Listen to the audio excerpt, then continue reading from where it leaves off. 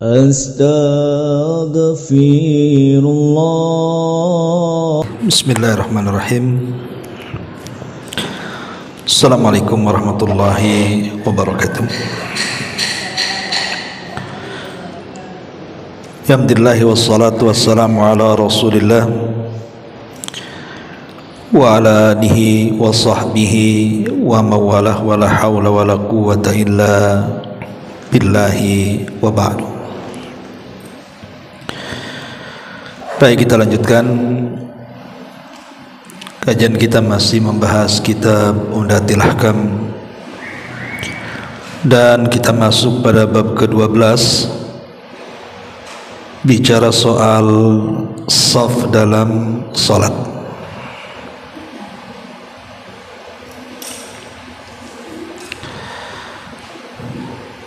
Baik, kita akan baca beberapa hadis dalam bab ini.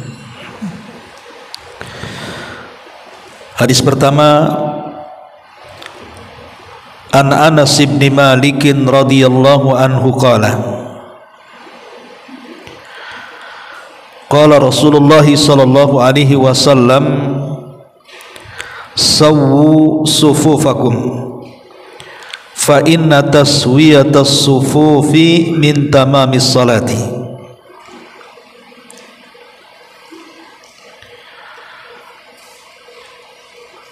Dari Anas bin Malik radhiyallahu an,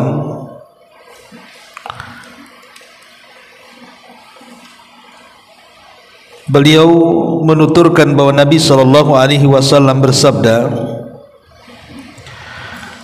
luruskanlah saf-saf kalian, karena kelurusan saf itu termasuk kesempurnaan salat.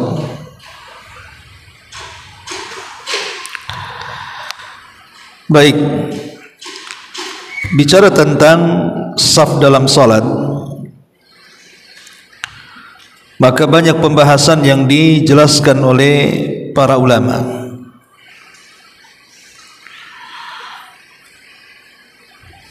Di antaranya, pertama, bagaimana seseorang itu mentertibkan saf dalam salat.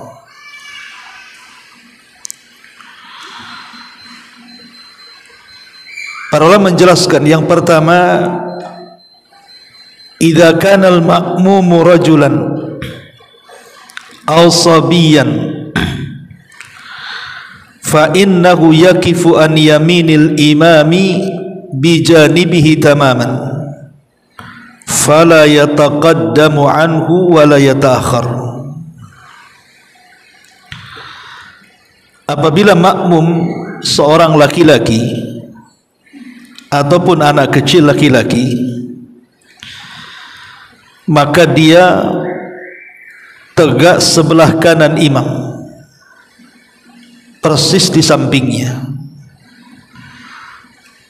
tidak boleh maju sedikit ataupun mundur sedikit. Jadi kalau seandainya ada dua orang yang sedang salat, yang satu imam dan yang satu makmum, kalau seandainya yang makmumnya itu laki-laki dewasa atau anak kecil laki-laki, maka letak saf berada di sebelah kanan, persis di sebelah kanan, tidak boleh maju, tidak boleh mundur. Ini yang pertama. Kemudian yang kedua, fa in kanu thalathatan aw aktsar taqaddama al-imamu wa saffa al-ma'mumani aw al-ma'mumuna khalfahu. Kalau seandainya makmum terbagi menjadi 3 atau lebih, maka imam wajib ke depan, kemudian makmum berderet di belakang, baik 2 orang ataupun lebih, jika semuanya laki-laki.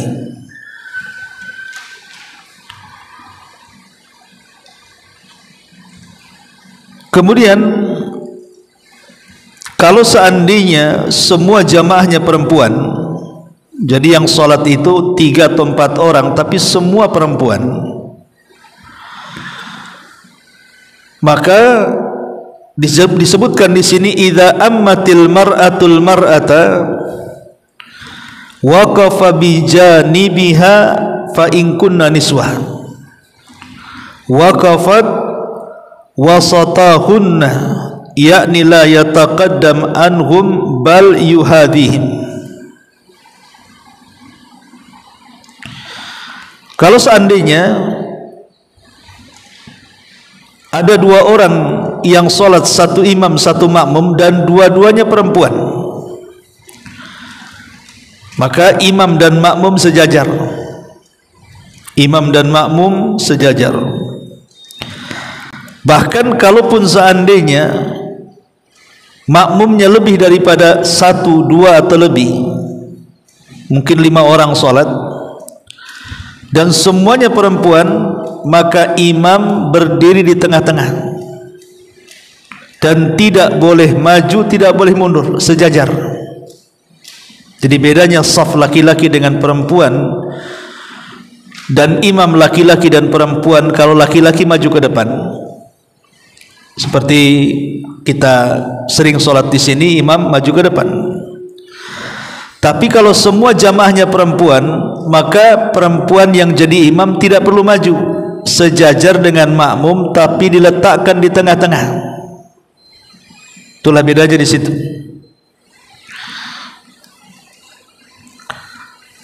Kemudian yang berikutnya, idza kana ma'al imam rajulun wa imra'atun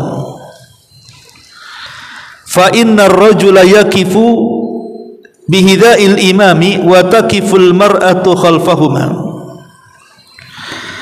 Kalau seandainya makmumnya ada 2, 1 laki-laki dan 1 perempuan, maka si laki-laki sejajar dengan imam sebelah kanan, kemudian perempuan berada di belakang. Jadi kalau seandainya makmumnya laki-laki dan perempuan, yang laki-laki sejajar dengan imam, yang perempuan di belakang.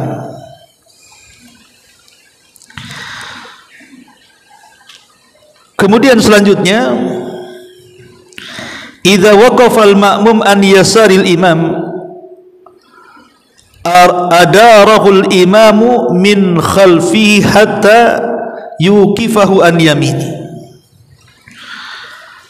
Kalau seandainya makmum ini tidak tahu tentang posisi di mana dia harus berdiri. Kalau orang sudah ngaji tentu, kalau ada orang yang sholat sendirian, kemudian kita ingin menjadi makmum orang itu, kita sudah tahu posisinya sebelah mana, kanan. Kita ambil sebelah kanan dia. Tetapi kalau seandainya dia tidak tahu hukumnya, dia ngambil sebelah kiri, maka kewajiban imam untuk menarik orang ini kemudian diputar, ditaruh sebelah kanan. Gak tahu ibu berani gak tuh? Ibu sholat sendiri atau ada orang awam sholat bukannya sebelah kanan, ngambil sebelah kiri, ibu taruh di sini. Mungkin sekali aja sholat di situ. Karena biasanya kalau orang yang kurang ilmu disangka aneh sholatnya, padahal begitu caranya. Karena Nabi SAW pernah memutar seorang sahabat yang sholatnya sebelah kiri, diputar sama Nabi, ditaruh di sebelah kanan. Jadi ada hadisnya bahwa Nabi SAW pernah memutar seorang sahabat. Kemudian yang seterusnya adalah in waqafal ma'mumu an yaminil imam thumma jaa akhar fa waqafa an yasarihi akharahumal imamu ila waraihi. Kalau seandainya makmum berada di sebelah kanan imam, tiba-tiba datang makmum baru kemudian berdiri di sebelah kirinya, Bagaimana? Akharahumal imamu ila wara'ihi. Maka imam menyuruh, mendorong makmum supaya solat di belakangnya. Saya imam nih, Allahu Akbar, berdua di sini. Datang makmum baru, bukannya ditarik gitu ya ke belakang gitu ya, malah dia berdiri sebelah sini. Maka kewajiban imam mendorong ke belakang. Kalau seandainya tempatnya sempit ke belakang, maka imam yang maju, biar nanti makmum yang kiri kanan ini merapatkan safnya di belakang.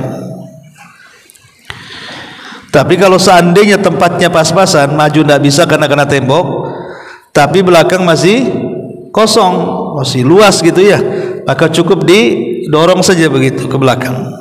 Kemudian dia mendirikan saf di belakang. Ini sebagaimana dikatakan oleh Imam Ibnu Qudamah rahimahullahu taala. Kemudian yang selanjutnya, idza shallal ma'mumu an yasaril imam wa lam yudirhul imam an yaminihi fa hal salatul ma'mum sahihatun am batilatun. Apabila seorang makmum salat di sebelah kiri imam, tapi imam membiarkan, bukannya kemudian menarik kemudian meletakkan di sebelah kanan, malah dibiarkan sama imamnya sampai selesai sholat. Pertanyaannya, kira-kira makmum yang sholat di sebelah kiri imam dan imam membiarkannya, sah tidak sholatnya? Mazhab Hambali mengatakan tidak sah sholatnya. Mazhab Hambali mengatakan butlanu salatihi, batal salatnya,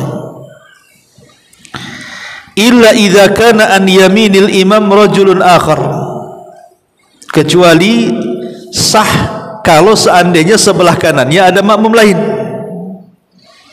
Jadi kalau seandainya ada seseorang salat berjamaah berdua, dia dan sebelah kanan makmumnya, tiba-tiba datang makmum baru malah sebelah kiri, tapi imam membiarkannya, dalam mazhab Hambali sah. Tapi kalau seandainya tidak ada orang sebelah kanannya, kemudian dia mengambil sebelah kirinya dan imam membiarkannya, dalam mazhab Hambali tidak sah salatnya. Tetapi mazhab Malik dan Syafi'i serta Abu Hanifah, artinya mazhab jumhur mayoritas ulama, mengatakan bahwa anna salatahu sahihatun ala kulli halin illa annahu khalafa sunnah. Tapi mayoritas para ulama mengatakan tetap sah salatnya, tetapi dia tidak mengamalkan sunnah Nabi sallallahu alaihi wasallam, dan ini pendapat yang kuat, tetap sah salatnya, tapi dia menyelisihi sunnah. Artinya kurang sempurna salatnya. Kalau sudah menyelisih sunnah berarti mengurangi kesempurnaan salatnya. Kemudian berikutnya,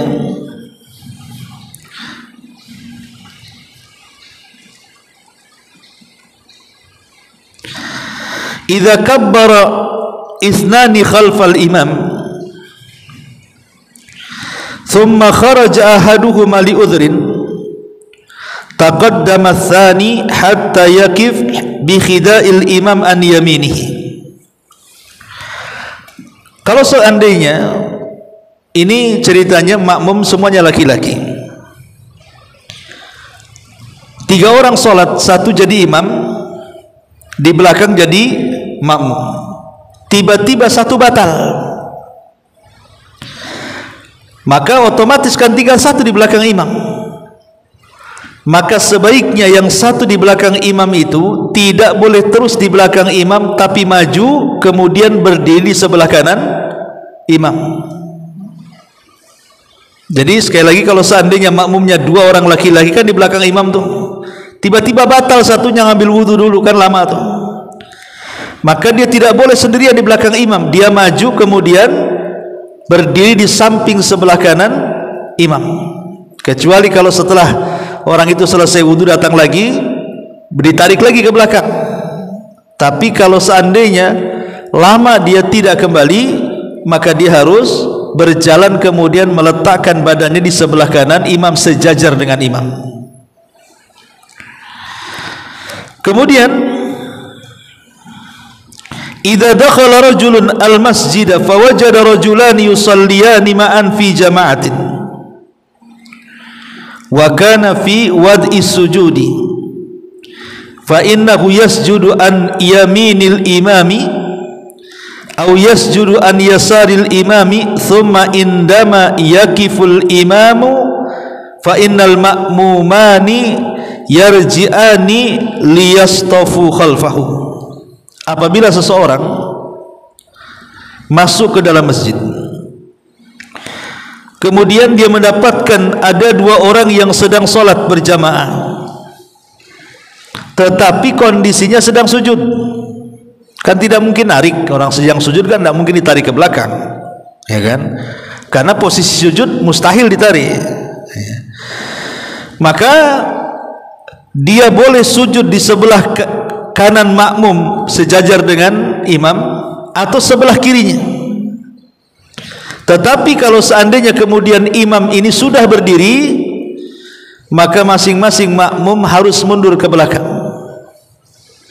Jadi masing-masing makmum harus mundur ke belakang, baik dua-duanya di sebelah kanan atau satu sebelah kanan satu sebelah kiri. Kalau imam dalam posisi berdiri, maka dia harus mundur. Ini juga bagian daripada hukum yang bicara tentang sah.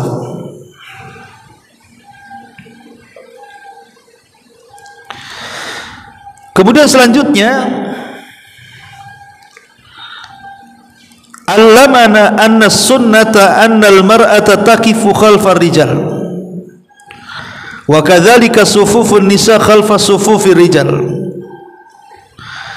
Famal hukmu law khalafat, yani salat bi khida'ir rijal au amamihim. Kita tahu bahwa sunnahnya semua wanita yang salat bersama laki-laki kan posisinya harus di belakang. Kayak kita di sinilah, laki-laki di depan kan ibu di belakang tuh. Tapi kan kita mendapati Bu, di sebagian masjid atau di musola itu justru tabirnya bukan seperti ini, tapi tabirnya ke sini. Kan ada yang tabirnya ke sini Bu. Sehingga yang perempuan di sini, yang laki-laki di sini, akhirnya sejajar. Ibu pernah melihat musola kayak gitu kan? Nah, harusnya yang sunnah itu kan seperti ini, perempuan harus di belakang. Tapi ada sebagian masjid atau musola justru tabirnya malah memanjang ke sini, sehingga akhirnya sholatnya perempuan di sini, laki-laki di sini. Ketika diperhatikan rupanya laki-laki dan perempuan itu sejajar. Pertanyaannya di sini, apakah sholat yang menggunakan saf seperti itu sah dan ataukah tidak? Maka Al-Hafidz Ibnu Hajar rahimahullahu taala menjawab persoalan ini. Kata beliau, lau khalafat ajza'at salatuha indal jumhur. Menurut mayoritas para ulama, sekalipun menyelisih sunnah yang harusnya perempuan di belakang, tetapi malah kemudian sejajar dengan laki-laki, dianggap sah salatnya, tapi menyelisih sunnah, artinya mengurangi kesempurnaan salat. Tetapi menurut mazhab Hanafi, bahwa tufsidu salatul rajuli dunal mar'ati. Kalau mazhab Hanafiyah, dia mengatakan yang perempuan sah salatnya, tapi yang laki-laki tidak sah. Jadi kalau seandainya dibuat sejajar, yang perempuan sah salatnya, tapi yang laki-laki tidak sah, kata mazhab Hanafi. Tetapi pendapat yang kuat wallahu alam adalah pendapat mayoritas para ulama yang mengatakan sah salatnya, akan tetapi mengurangi kesempurnaan salat, karena dia menyelisih sunnah Nabi sallallahu alaihi wasallam. Ini beberapa gambaran bicara soal saf yang terjadi di masyarakat. Kemudian pembahasan yang kedua, sebagaimana hadis yang kita baca di sini, sawu sufufakum fa inna taswiyatas sufufi min tamamis salati. Luruskanlah saf-saf kalian, karena kelurusan saf itu termasuk kesempurnaan salat. Kemudian hadis yang sama An-Nu'man ibn Bashir radhiyallahu anhuma, qala Rasulullah sallallahu alaihi wasallam yaqul la tasawwuna sufufakum aw la yukhallifanna Allahu baina wujuhikum.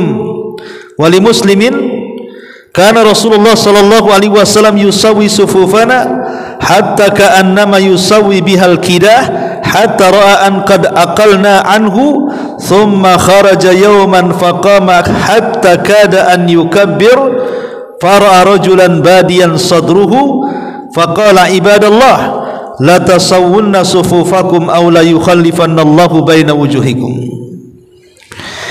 Dari Nu'man ibn Bashir radhiyallahu an, beliau berkata bahwa dirinya mendengar Nabi SAW bersabda, hendaklah kalian meluruskan saf-saf kalian atau Allah akan menimbulkan perselisihan di antara kalian.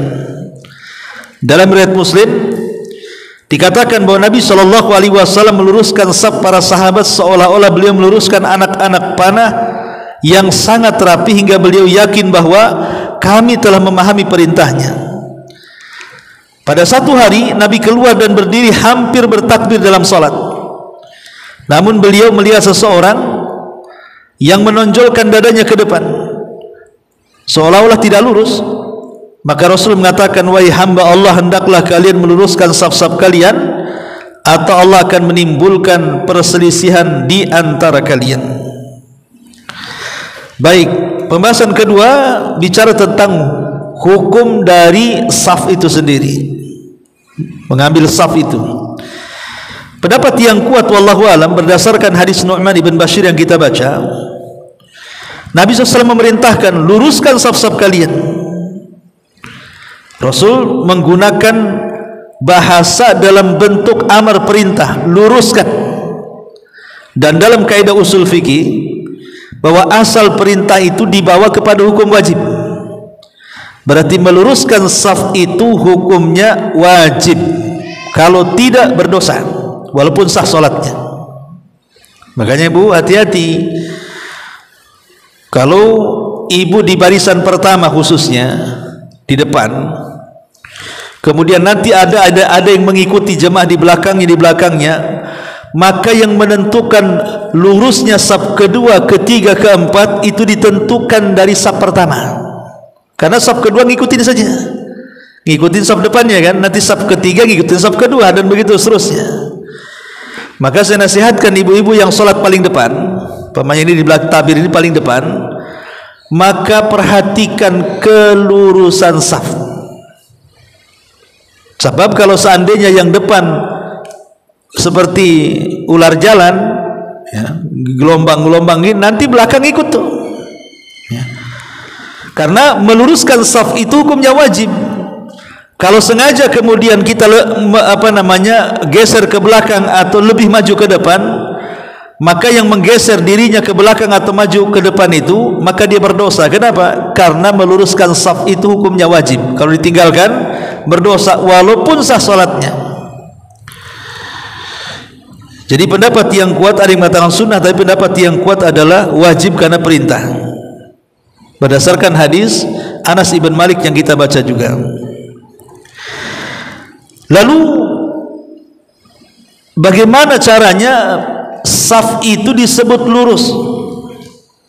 Saf itu disebut lurus karena di sini Rasul mengatakan la tasawwunna sufufakum. Kita dengar Bu, kalau imam, saya jadi imam atau siapa yang jadi imam, biasanya imam ngomong apa Bu? Sawu sufu fakum, kan begitu ya bahasanya. Sawu sufu fakum, tolong rapatkan dan luruskan saf kalian. Karena merapatkan dan meluruskan saf itu termasuk kesempurnaan salat. Jadi kalau ibu ingin menasihati orang awam, namanya ada orang baru sholat di sini, tahu-tahu tidak mau mendekati ibu safnya, malah menjauh. Boleh jadi mungkin cukup satu orang itu sebenarnya, tapi dia jauh, Bu. Nah, bilang sama ini, tadi imam ngomong apa? Nah, gitu saja. Gak usah sini tidak boleh kayak gitu, ndak usah, Bu. Tadi imam ngomong apa, Bu? Kan itu ke sebelahnya. Kata imam tadi, rapatkan dan luruskan. Kalau nggak merapatkan dan meluruskan, berarti ibu tak ikut imam. Ya. Jadi cara menasihatinya seperti itu. Coba dengarkan tadi ngomong apa. Besok kesini lagi kita rekam kalau salah dengar gitu. Karena semua imam mengatakan seperti itu. Tapi anehnya kadang-kadang ada imam itu kalau jadi imam nyuruh ngeluruskan dan merapatkan, ketika dia jadi makmum tak merapatkan pula dia. Karena aneh tuh imam kayak gitu tuh. Ada yang imam kayak gitu tuh. Ya.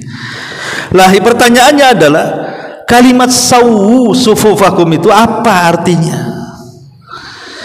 Yang pertama, ulama mengatakan maksudnya al-muhadzatu.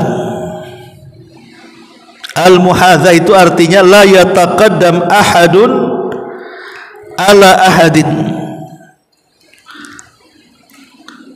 Wa hadzal muhadzah takunu bil manakib, yani bil aqtaf.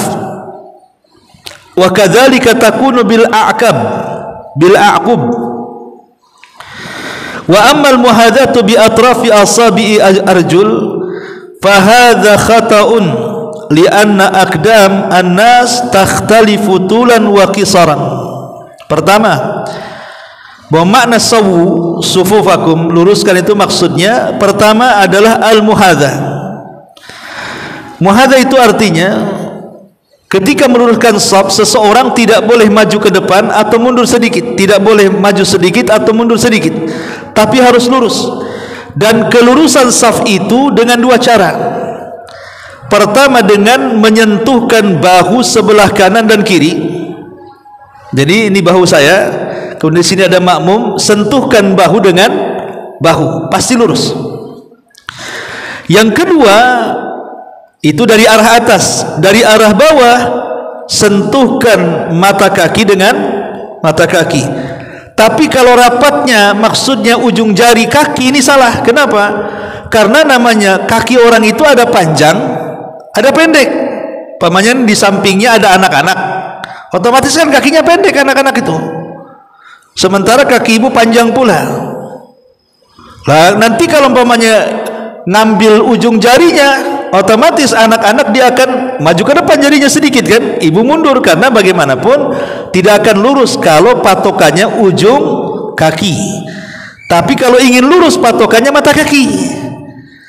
Kalau patokannya mata kaki, walaupun satunya kakinya pendek, satunya kakinya panjang, pasti lurus badannya.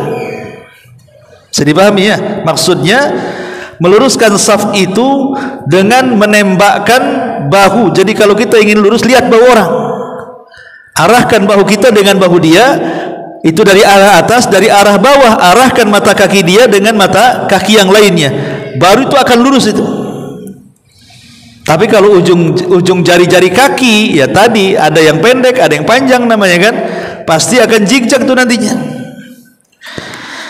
Ini mana yang pertama al-muhadzah. Kemudian yang kedua at-tarasi, bihaitsu la yakun hunaka furujatin wa khalalun baina sufuf. Kemudian makna sawu sufufakum yang kedua artinya at-tarasi. At-tarasi artinya jangan sampai ada kerenggangan satu dengan yang lainnya. Karena ini yang banyak di masyarakat, kadang-kadang kalau mungkin orang awam biasanya dia tidak mau mendekat dengan kita itu, apalagi nempel, gatal mungkin ya, sehingga kemudian terjadi kerenggangan. Terkadang satu orang bisa loh berdiri di situ. Lah ini kekeliruan, merapatkan dan meluruskan shaf itu bukan begitu, karena ini akan membahayakan. Nabi SAW mengatakan bahwa orang yang tidak merapatkan shafnya, masih memberikan kerenggangan di antara dua makmum, dikhawatirkan setan akan masuk dari situ, kemudian dia akan terus maju ke depan dan mengganggu imam. Sementara baiknya sholat makmum itu ditentukan baiknya sholatnya imam. Kalau semua kemudian beberapa saf ke belakang renggang, itu setan akan masuk di celah-celah saf itu dan dia akan mengganggu imam. Dibuatnya imam lupa satu rakaat, dibuatnya imam lupa bacaan Qur'annya, jadi menjadikan imam makmum tidak khusyuk untuk kebawaan. Jadi digodanya suruh cepat, suruh ngebut dan begitu seterusnya. Jadi setan akan berusaha mengganggu kehusyuan imam untuk mengganggu kehusyuan seluruh makmum. Ini yang kedua. Yang ketiga, makna sawwu sufufakum adalah taqarrub as-sufufi. Taqarrub as-sufufi, saling mendekati saf satu dengan saf yang lainnya. Kemudian yang keempat, itmamus sufuf, menyempurnakan saf-saf, bihaitsu la yabda ahadun fi saffi hatta yatimma alladhi qablahu, di mana sempurnakan saf pertama dulu, jangan membuat saf kembali di belakang kalau saf pertama belum penuh. Pemainnya di ibu-ibu di belakang nih, kalau sudah full sampai mana nih? Sampai tembok situ dengan tabir di situ. Kalau masih ada ruang, jangan membuat saf baru di belakang. Penuhkan dulu saf depan itu. Kalau sudah tidak ada ruang lagi di saf depan, baru mengambil saf kedua. Itu makna perintah imam, sawwu sufufakum. Berarti di sini maksudnya adalah jangan sampai saf pertama belum sempurna menjadikan saf kedua sudah dibariskan. Ini makna sawwu sufufakum. Kemudian makna yang kelima, an tuqaddim sufufar rijal wa tuakhir sufufan nisa. Dan makna sawwu sufufakum juga artinya agar saf laki-laki di depan dan saf perempuan di belakang. Saf laki-laki di depan dan saf perempuan di belakang. Kalau kita ringkas semuanya, jadi kalau imam ini memerintahkan sawwu sufufakum fa inna taswiyatas sufuf min tamamis shalah, yang kita pahami dari perintah imam, satu, luruskan bahu dengan bahu, mata kaki dengan mata kaki, supaya badan kita lurus. Kemudian pemahaman yang kedua dari perintah imam adalah tidak boleh ada ruang sedikit pun antara celah-celah kaki makmum satu dengan makmum yang lain. Maknanya dirapatkan, jangan ada celah. Ya. Kemudian yang ketiga, harus saling mendekat saf satu dengan saf yang lainnya, jangan saling menjauh. Inilah kadang-kadang madaratnya orang bawa sajadah sendiri-sendiri itu. Akhirnya apa? Dibuatnya kapling, nggak boleh kaki orang injak sajadah dia. Ini kapling saya. Jadi kalau kaki orang nginjak sajadah kita, ngambek dia. Itulah padahal nggak boleh, karena berdiri dalam sholat itu bukan sajadah ketentuannya, tapi kaki, mata kaki orang yang sholat itulah ketentuannya, bukan sajadah dengan sajadah yang nempel. Kalau itu perintahnya nggak begitu ya. Kalau itu perintahnya ya rapatkan sajadah kalian kan gitu. Tapi kan nggak begitu bahasanya. Kemudian juga yang kita pahami dari perintah imam, jangan membuat saf kedua kalau saf pertama belum sempurna lurus habis. Dan yang kita pahami bahwa kalau dia seorang perempuan, jangan sejajar atau di depan, dia harus ke belakang. Dan kalau dia laki-laki, makin depan makin baik. Itulah yang kita pahami dari perkataan imam, sawwu sufufakum fa inna taswiyatas sufuf min tamamis shalah. Ma'asyiral muslimat yang dimuliakan Allah Subhanahu wa taala.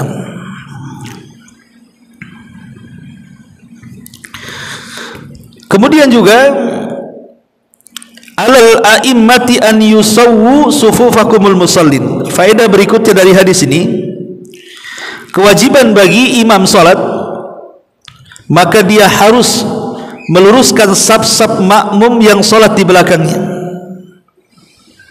Pertanyaannya, bagaimana kalau seandainya imam sudah memerintahkan luruskan saf kalian, karena lurusnya saf itu termasuk kesempurnaan sholat. Tahu-tahu makmumnya nggak dengar, dia suka-suka buat saf itu, mungkin karena awam atau apa kan, nggak karena, pokoknya asal aja. Karena saya juga sering sholat di sini, kalau kajian di sini malam itu kadang-kadang belum penuh sampai pojok udah buat lagi. Dan kalau orang awam itu sembarangan dia sholat tuh, kadang-kadang 1 meter dia udah takbir, kadang-kadang agak mundur ke belakang, yang satu maju ke depan. Pertanyaannya, kalau seandainya orang ini melakukan seperti itu, batal nggak sholatnya? Maka fatwa daripada Syekh Utsaimin rahimahullahu taala mengatakan, lihat kondisinya, bisa batal, bisa tidak. Makanya Syekh Utsaimin mengatakan, qad yuqalu innaha tabtul li'annahum tarakul wajib, walakin ihtimal adamil butlan mal ithmi aqwa. Kata Syekh Utsaimin ada 2 jawaban. Jawaban yang pertama, bisa batal karena dia telah meninggalkan sesuatu yang wajib. Merapatkan saf itu wajib hukumnya.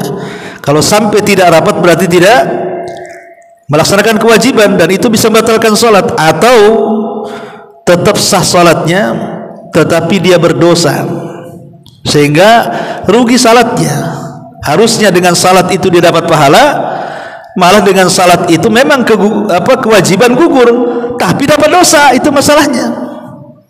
Memang dengan sholatnya bisa menggugurkan kewajiban, tapi kan maunya kita kan sholatnya gugur kewajiban dan sholatnya dapat pahala, maunya kan gitu kita sholat tuh. Ini ndak, akibat sapnya itu centang perenang tadi, ya gugur kewajiban sholatnya, artinya tidak perlu diulangi lagi, tapi kan nggak dapat apa-apa, malah dapat dosa karena meninggalkan kewajiban tadi. Karena meninggalkan yang wajib itu dia bisa berdosa. Ma'asyiral muslimat yang dimuliakan Allah Azza wa Jalla, di antara beberapa kesalahan seputar saf ini, pertama, minal akhta'i syai'an, di antara kesalahan yang banyak menyebar khususnya di masjid-masjid, an yatakassala ba'dun nas an itmami sufuf litulil masafatil lati yasqutuhu ma yaskut sayaqta'uha ila safi fatarahu yunsi'u saffan jadidan khalfa hadha saf alladhi la yaqtamil ba'd wa hadha mukhalifun li hadi Nabi sallallahu alaihi wasallam. Kesalahan yang pertama adalah, dan umum di masjid-masjid, banyak orang itu malas memperhatikan kesempurnaan saf. Malas. Padahal kesempurnaan saf itu juga menjadikan kesempurnaan sholat. Tapi betapa banyak orang malas masuk, Allahu Akbar, nggak peduli luruskah enggak. Harusnya kan pertama, kalau kita paham Bu, kalau udah orang-orang ngaji kan, dia tidak langsung takbiratul ihram, tapi betul-betul ngambil saf dulu. Kira-kira menurut kita sudah lurus nggak bahu kita dengan dia, mata kaki dengan dia. Kalau sudah kira-kira kita menengok ke mana saf itu berjalan, baru kemudian kita takbiratul ihram. Bukan datang-datang karena imam sudah takbir mau ruku, akhirnya nggak perlu dengan saf. Ingat, kalaupun kita tidak mendapatkan rukunya imam, tidak ada masalah, kok nanti bisa ditambah, tidak berdosa juga. Bukankah Rasul yang mengatakan, kalau engkau datang ke masjid jangan terburu-buru, santailah datang. Apa yang kau dapat di dalam imam, alhamdulillah. Yang luput sempurnakan. Kata Rasul, yang luput sempurnakan. Tidak usah kemudian gara-gara dia mau ruku akhirnya lari, nggak peduli. Ketika kemudian makmum sedang ruku, karena takut ketinggalan 1 rakaat, main ruku saja kadang-kadang lurus dan tidaknya tidak diperhatikan. Jadi sekali lagi, masuk ke masjid, lihat safnya lurus atau tidak, kemudian kita ngikuti dengan saf yang sudah lurus. Kemudian kesalahan yang kedua, minal akhta'i wuqufu ba'di al-a'immati qabla takbiratul ihram lid-du'a'i wa ta'min man khalfahu wa idhan idh la yathbut dalilun minas sunnati ala hadhi. Kesalahan sebagian imam salat sebelum takbiratul ihram bukan sibuk mengurus makmum, malah sibuk membaca doa, membaca ayat-ayat, mengaminkan doa dan begitu seterusnya. Ini kesalahan imam. Dan saya pernah salat di beberapa masjid itu, imam kalau sudah masuk tidak pernah menyibukkan makmum, malah sibuk berdoa itu, entah doa apa yang dibaca sebelum takbiratul ihram. Jadi kewajiban disuruh meluruskan saf makmum tidak dilaksanakan, perkara yang tidak dilakukan Nabi dilakukan pula sama dia. Harusnya kan kewajiban imam itu meluruskan saf, bahkan Rasul itu sampai berjalan. Kalau nampak ada yang maju ke depan atau mundur, Rasul sampai ujung ke ujung jalan itu. Pokoknya patokan Rasul itu di saf pertama tuh. Kalau sudah saf pertama lurus, maka saf kedua, ketiga dia akan mengikuti dia. Ini juga diantara kesalahannya. Sekarang masalahnya, bagaimana kalau masjid ini ramai, apalagi masjidnya terlampau banyak tiang. Kayak gini kan banyak tiang nih masjidnya kan, pokoknya penuh. Kalau menghindari tiang, tentu akan menghabiskan tempat. Pokoknya ini dapat satu saf. Harusnya kalau kita mau sejajar dengan tiang ini kan dapat 2 saf ke sini nih. Tapi karena takut tiang, akhirnya ngambil saf di situ, loncat ke sana lagi. Akhirnya yang harusnya orang banyak bisa masuk, jadi sedikit yang masuk ke masjid. Karena apa? Berusaha dari tiang kan. Ya. Bagaimana caranya kalau seandainya seseorang itu saf, tiba-tiba kemudian antara saf itu terhalang tiang kayak begini nih. Buat saf atau tiang, saf lagi ke situ. Apakah terputus atau tidak? Ya. Begini Bu ya, kalau seandainya jamaahnya tidak banyak, ya menghindari tiang lebih bagus. Kalau memang jamaahnya tidak banyak. Tapi kalau jamaahnya banyak, mau tidak mau pasti akan bertabrakan dengan tiang tuh. Syekhul Islam Ibnu Taimiyah rahimahullah taala mengatakan, sesuatu yang tidak bergerak, maka dalam kondisi darurat tidak dianggap memutus saf. Karena mungkin banyak kayak sholat Jumat, kebanyakan ramai tuh.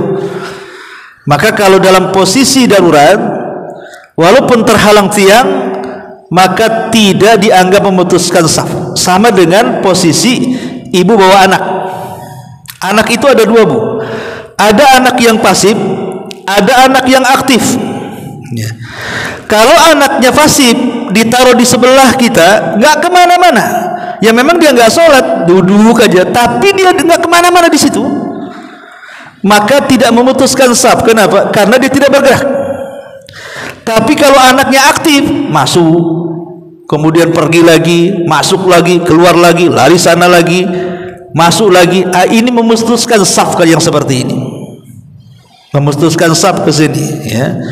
Jadi ibu kalau bawa anak dan dia pasif, bawa aja ke masjid nggak apa-apa. Dia tidak memutuskan saf. Tapi kalau anaknya sudah aktif, ganggu orang, masalah tuh. Saya itu pernah lagi ruku Bu, anak sebelah ini iseng Bu, mainin kuku saya itu.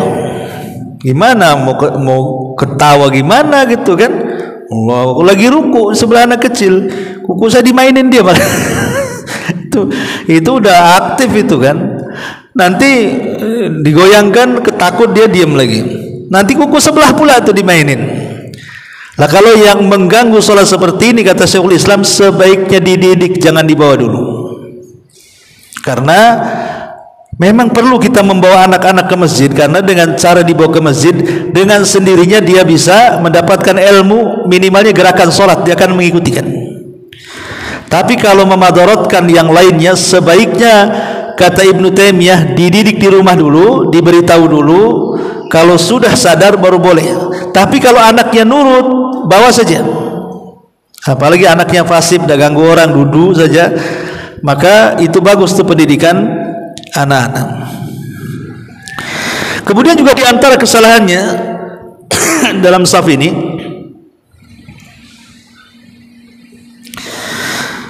minal akhta'i isra'u ba'dil masbukin idza wajadul imam raki'an li idraki rak'ah. Kesalahan makmum yang masbuk, apabila mendapatkan imam sedang ruku, maka dia bersegera untuk mendapatkan rukunya imam tanpa memperhatikan saf mereka. Sekali lagi, saf itu yang pertama, ruku itu kedua. Kalaupun tidak mendapatkan rukunya imam, tidak apa-apa. Yang penting kewajiban merapatkan saf sudah dilakukan supaya kita tidak berdosa dalam salat kita, gitu maksudnya. Ini juga diantara kesalahan. Ataupun diantara kesalahan masbuk, idza ra'al imam sajidan aw jalisan la yadkhulu shalah ma'ahu hatta yakifal imam. Kesalahan yang lain adalah ketika ibu menjadi makmum masbuk, sementara posisi imam sedang sujud atau duduk tasyahud, ibu tidak mau ikut dengan mereka, nunggu imam berdiri. Kan banyak yang seperti itu kan. Ini imam lagi sujud atau lagi duduk, ibu malah nyantai-nyantai, nunggu dulu dia berdiri baru takbiratul ihram. Ini kesalahan. Kesalahannya di mana? Kesalahannya karena kita tidak mengikuti imam. Rasul mengatakan, ju'ilal imamu liyu'tamma bihi, dijadikan imam itu untuk diikuti. Idza kabbara fakabbiru wa idza raka'a farka'u wa idza sajada fasjudu. Kalau imam takbir ikut takbir, kalau imam ruku ikut ruku, kalau imam sujud ikut sujud, walaupun tidak mendapatkan satu rakaat. Pamannya imam lagi sujud, kan ada orang yang merasa rugi, kalau saya ikut imam sujud tetap juga nggak dapat satu rakaat, akhirnya nunggu imam berdiri, kan begitu. Berarti orang yang sholat seperti ini, dia tidak sedang mengejar pahala, tapi sedang mengejar rakaat. Padahal kalau seandainya dia tidak mendapat pahala, oke, tidak mendapat rakaat karena memang dia mendapati imam dalam posisi sujud. Tapi ingat, setiap gerakan dan bacaan sholat itu, walaupun tidak terhitung satu rakaat, tetap diganjar pahala, malah pahalanya lebih banyak. Ya, jadi jangan sampai kemudian melakukan seperti itu.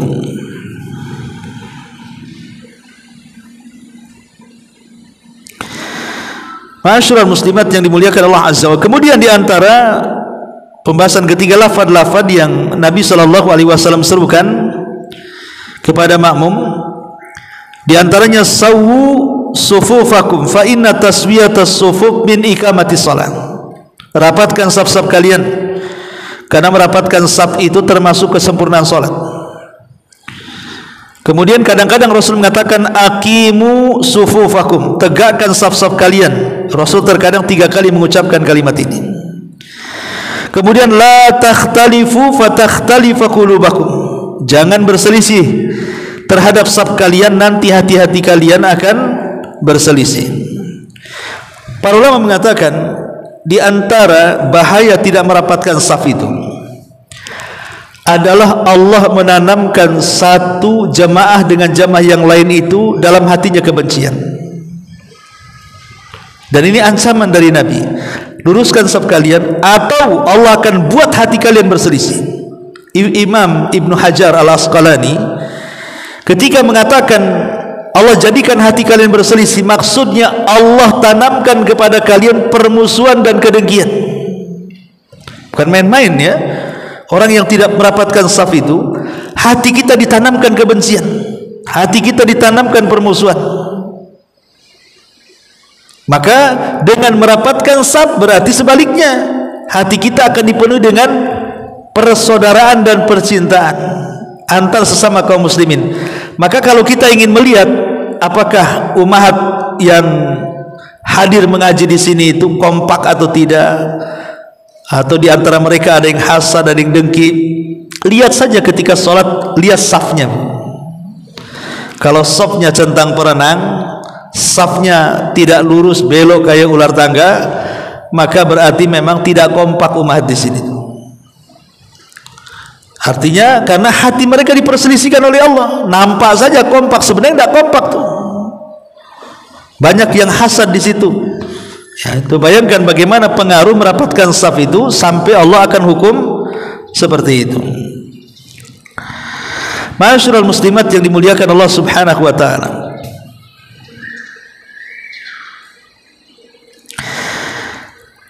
Kemudian la tasihu salatul ma'mum amam al-imam illa idza kanat darurah ka'an yamtali al-masjid wa lam yakun hunaka makan illa kharij al-masjid amam al-imam.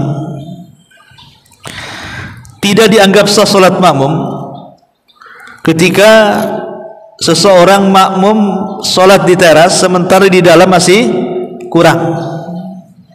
Ini masih banyak yang kosong di dalam, dia salat di teras pula.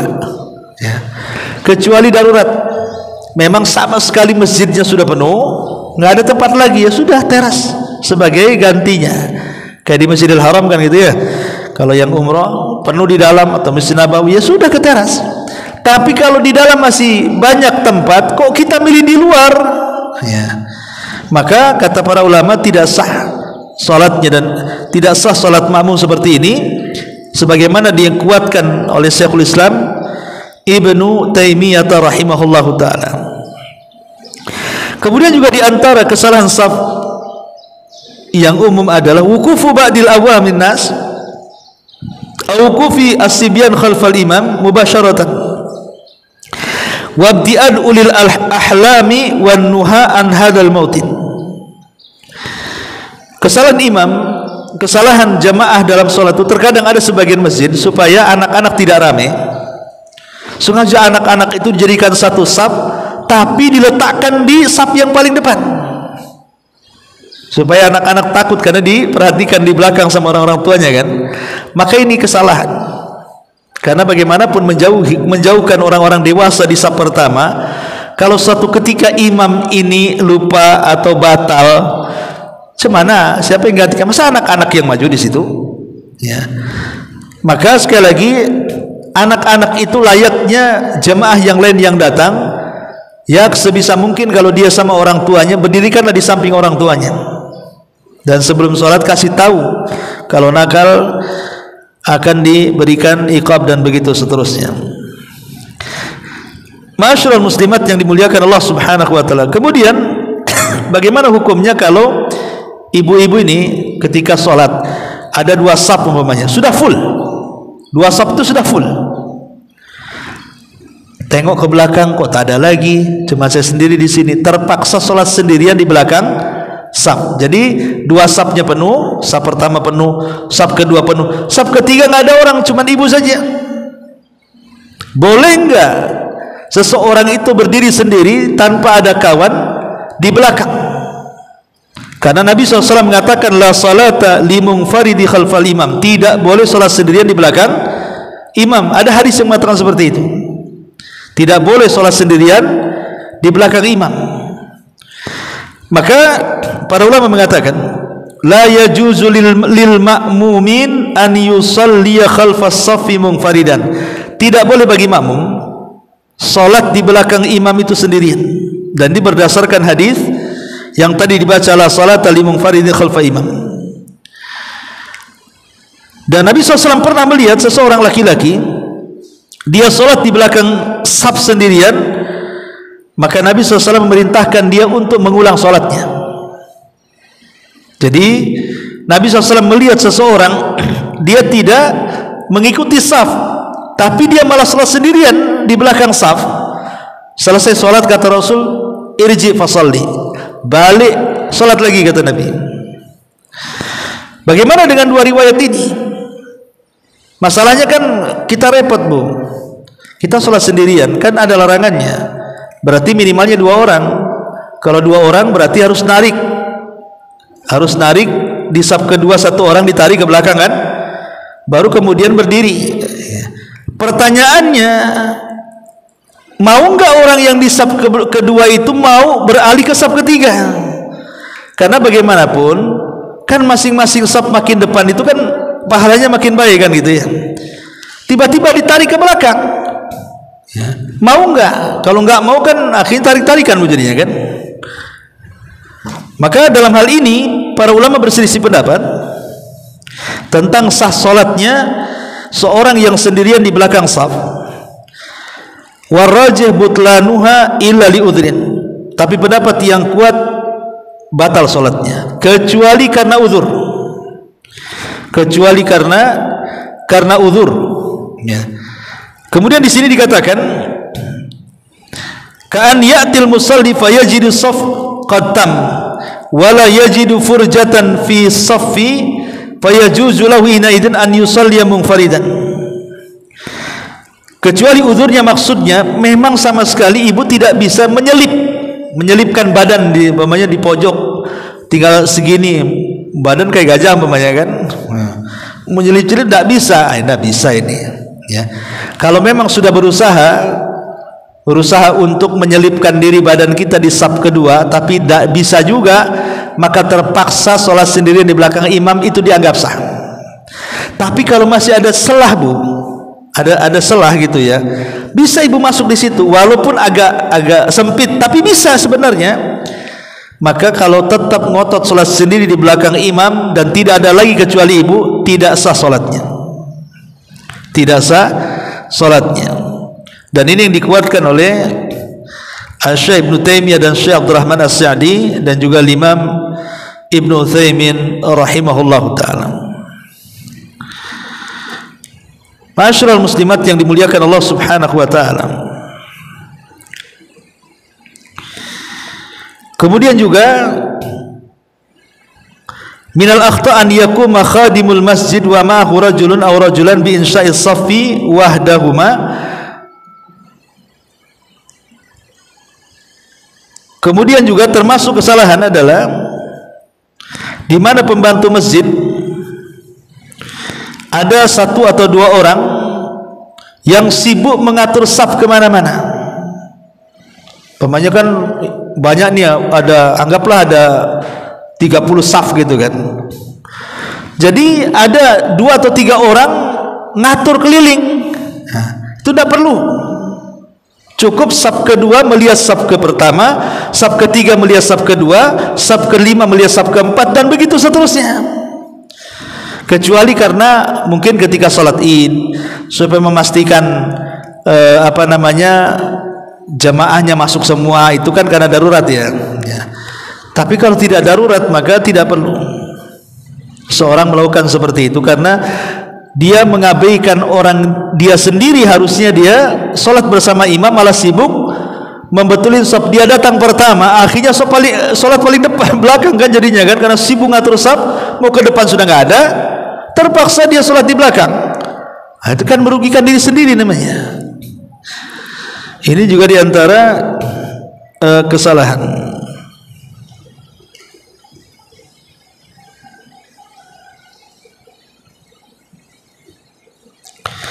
Kemudian qad nara fi ba'dil masajid wad'a qarasi fi akhiril masjid yusalli 'alaiha al-marda wa hadha fiha mukhalifat minha hirmanihim min thawabis sufufil muqaddamah wa minha adamu waslihim lis-sufuf wa minha bu'dihim anil imam. Terkadang ada sebagian masjid itu sengaja meletakkan kursi khusus untuk orang sakit, tapi di belakang kursinya dijajarkan. Jadi tidak boleh diangkat kursinya ke saf depan itu. Pokoknya dijajarkan saja di belakang. Kalau mau sholat di situ bagi orang yang sakit. Ini tidak boleh. Tidak boleh mengkhususkan tempat bagi orang yang sakit dan dijauhkan dari saf. Pertama, alasannya karena dia akan kehilangan pahala saf depan. Yang kedua, dia tidak sedang menyambungkan saf. Yang ketiga, dijauhkan dari imam. Ya. Biarkan dia, kalau ada kursi mau di kursi depan, di depan lah kan gitu. Kalau dia memang datang pertama, biarkan di depan atau di saf kedua, terserah dia. Kapan dia masuk, disitulah dia dapat saf walaupun dia sholat di kursi. Jangan kemudian yang pakai kursi nggak boleh di depan, harus di belakang. Nah, ini kesalahan, tidak boleh. Tetap dia berhak mendapatkan saf di mana saja ketika dia sampai ke masjid.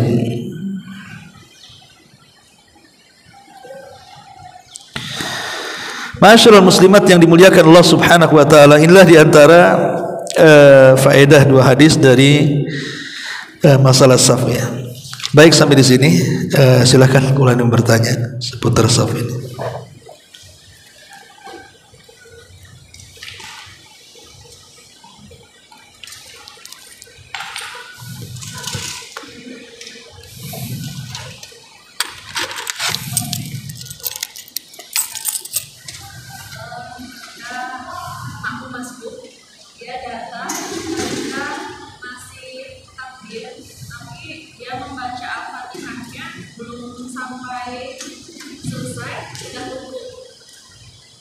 makmum masbuk, imam udah ruku, ibu belum baca Fatihah, Fatihahnya baru sampai 3 ayat pertama. Dalam mazhab Syafi'i, kalau dia mendapatkan 3 ayat, umpamanya alhamdulillahirabbil alamin arrahmanir rahim maliki yaumiddin, ini 3 ayat. Karena bismillah itu tidak termasuk Fatihah, tapi harus dibaca karena Fatihah adalah surat. Baca basmalah itu kan dianjurkan dibaca dalam membaca surat, kecuali 1 surat tidak disunahkan membaca Fatihah, membaca basmalah, surah At-Taubah. Kalau semua surat dianjurkan baca basmalah, karena Fatihah itu pendapat yang kuat dimulai dari alhamdulillah, alhamdulillahirabbil alamin arrahmanir rahim maliki yaumiddin. Ini hak Allah. Asal 3 ini dibaca, kemudian imam ruku, dalam mazhab Syafi'i sudah mendapatkan 1 rakaat. Tapi kalau baru alhamdulillahirabbil alamin kemudian imam ruku ikut ruku, belum mendapatkan 1 rakaat dalam mazhab Syafi'i. Kenapa? Karena dalam mazhab Syafi'i, baik sholat sendirian, baik sholat bersama imam, baik imam dijaharkan atau disirkan, baca Fatihah itu rukun untuk semuanya. Itulah mazhab Syafi'i. Tapi dalam mazhab yang lain seperti Hambali dan yang lainnya tidak, bahwa patokan orang mendapatkan 1 rakaat itu bukan Fatihah tapi ruku. Pokoknya asal mendapatkan rukunya imam, walaupun ibu bawa 1 ayat kemudian imam ruku ikut ruku, asal ibu dapat ruku maka dapat 1 rakaat. Ya terserah mau ikut mazhab siapa kan itu ya. Wallahu a'lam.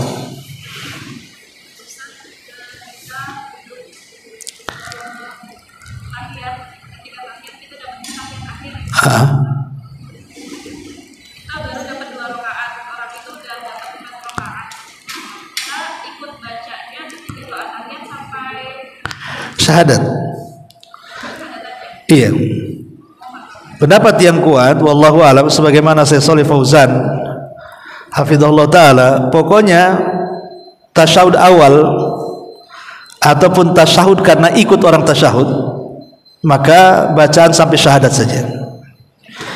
Adapun yang menyempurnakan bacaan tahiyat sampai membaca salawat dan 4 perlindungan itu hanya di tasyahud akhir saja. Kenapa dalam tasyahud awal atau tasyahud mungkin ikut tasyahud orang? Karena kan nggak dianggap. Sebab kalau dianggap nanti jadi 3 tasyahud jadinya kan. Pemain kita masbuk tahu-tahu sedang tasyahud, ya ikut tasyahud, tapi kan nggak dianggap itu. Karena kita disuruh ikut gerakan imam tasyahud, dia ikut tasyahud. Cuman baca apa kita di situ? Ya tetap baca tahiyat sampai syahadat saja. Kemudian nanti dapat setelah itu bangkit ke rakaat pertama, kedua, tasyahud lagi. Itu tasyahud pertama dihitungnya, itu tasyahud pertama. Kalau tasyahud yang pertama ketika kita datang itu bukan tasyahud, itu karena mengikuti gerakan imam. Tasyahud yang kita lakukan adalah tasyahud ketika kita sudah mendapatkan 2 rakaat. Kalau itu salat zuhur, asar ataupun isya yang 4 rakaat ya, maka bacaannya sampai syahadat. Kemudian baru tasyahud akhir baca salawat. Kenapa? Karena di tasyahud awal itu tidak ada doa. Tidak ada doa. Karena tidak ada doa, tidak perlu bersalawat. Sementara dalam tasyahud akhir itu ada doa. Doa meminta 4 perlindungan.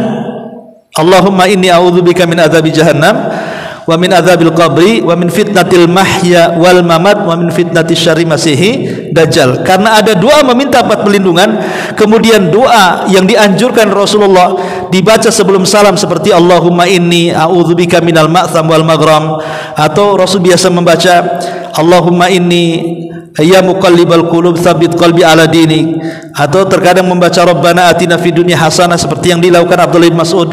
Karena di tasyahud akhir itu banyak doa, makanya ditambah dengan salawat. Karena di antara adab doa itu adalah membaca salawat, makanya di situ diselipkan salawat Ibrahimiyah. Tapi dalam tasyahud pertama itu nggak ada doa. Yang ada doa itu di tasyahud terakhir. Makanya di tasyahud pertama itu cukup sampai syahadat saja. Kemudian masuk ke rakaat ketiga. Wallahu a'lam. Ya.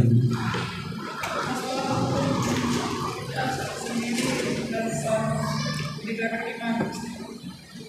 Kebetulan kita kan sering keluar itu dengan keluarga, jadi suami jadi imam, karena 3 laki-laki, kita sendiri perempuan, kita sendiri perempuan.